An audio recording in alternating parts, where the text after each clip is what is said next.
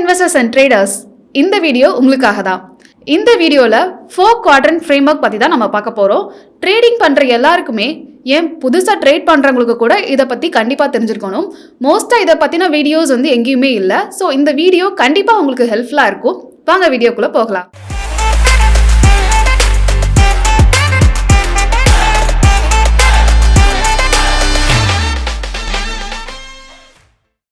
Charles cave அப்படின்றவர் தான் இந்த ஃப்ரேம்வொர்க்கை ரெடி பண்ணியிருக்காரு. ஏர்லி 1970ஸ்ல இந்த சார்ல்ஸ் கேவ் அசெட் கிளாஸஸ்ல இருக்க ரொம்ப முக்கியமான மேக்ரோ வேரியபிள்ஸ் இருக்கு அப்படின்றத ரியலைஸ் பண்ணாரு. அதுல ஒன்று தான் growth, இன்னொன்று தான் இன்ஃப்ளேஷன். போர்ட்ஃபோலியோ கன்ஸ்ட்ரக்ஷனுக்காக தான் இந்த ஃப்ரேம்வொர்க்கை அவர் ரெடி பண்ணியிருக்காரு. இந்த ஃப்ரேம்வொர்க்ல அவர் எதை பத்திலாம் சொல்லியிருக்காரு அப்படின்னா inflationary boom, inflationary bust, disinflationary boom, disinflationary bust. இதுக்கான எக்ஸ்பிளனேஷன் தான் நம்ம இந்த வீடியோவில் பார்க்க போகிறோம். ஸோ இந்த சார்ட்டில் பார்த்தீங்க அப்படின்னா இதில் ஒய் ஆக்சிஸ் அப்படின்றது ப்ரைஸை ரெப்ரசென்ட் பண்ணுது அண்ட் எக்ஸ் ஆக்சிஸ் அப்படின்றது எக்கனாமிக் ஆக்டிவிட்டியை ரெப்ரசென்ட் பண்ணுது.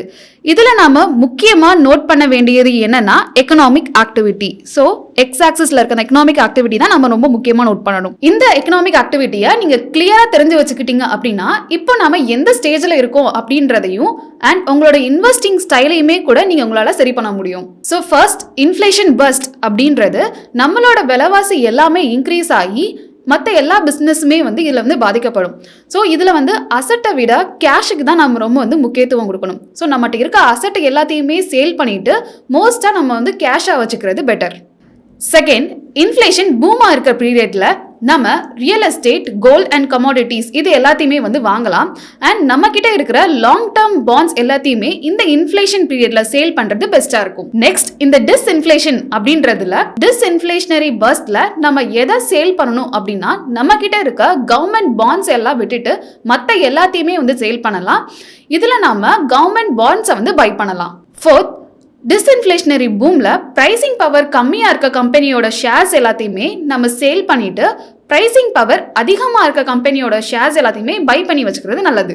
இதுக்கு எக்ஸாம்பிள் இப்போ இந்த சார்ட்டை பார்த்தீங்க அப்படின்னா உங்களுக்கு புரியும்.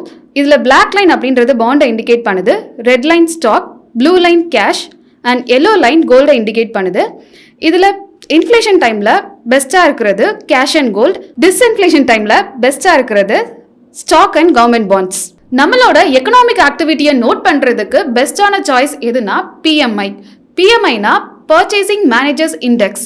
இதை நம்ம ஜஸ்ட் பிஎம்ஐ சார்ட் அப்படின்னு கூகுள் சர்ச் பண்ணாலே நம்மளுக்கு வந்துடும். இதுல நம்ம எந்த கண்ட்ரியோட எக்கனாமிக் ஆக்டிவிட்டினாலும் நம்ம நோட் பண்ணிக்கலாம். இப்போ இதுல பாத்தீங்க அப்படின்னா நவம்பர் 2021ல ஸ்டாக் மார்க்கெட் பீக்ல இருக்கு. அப்படி போக போக பார்த்தீங்கன்னா டவுன் ஆகிட்டே போயிட்டு இருக்கு.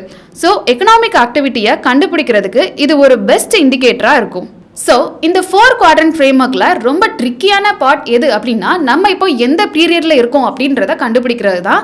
இப்போ நம்ம எந்த பீரியட்ல இருக்கோம் அப்படின்னா இன்ஃப்ளேஷனரி பஸ்ட். ஸோ நம்ம கிட்ட இருக்க எல்லாத்தையுமே சேல் பண்ணிட்டு கேஷாக வச்சுக்கிறது ரொம்ப பெட்டர். இன்னும் ஒரு ஃபியூ மந்த்ஸில் டிஸ்இன்ஃப்ளேஷனரி பஸ்ட்டுக்கு மூவ் ஆகிறதுக்கான சான்சஸ் இருக்கு. ஸோ ஃபைனலாக இந்த 4 quadrant frameworkனா என்ன அப்படின்றது உங்களுக்கு தெரிஞ்சிருக்கும் அப்படின்றத நினைக்கிறேன். இந்த வீடியோ உங்களுக்கு புரிஞ்சதுன்னா கண்டிப்பாக லைக் பண்ணுங்க. எக்கனாமிக் ஆக்டிவிட்டி பற்றி தெரிஞ்சுக்கணும் அப்படின்னு நினைக்கிறவங்க ஃப்ரெண்ட்ஸ் எல்லாத்துக்குமே ஷேர் பண்ணுங்க. மறக்காம நம்ம சேனலை சப்ஸ்கிரைப் பண்ணுங்க.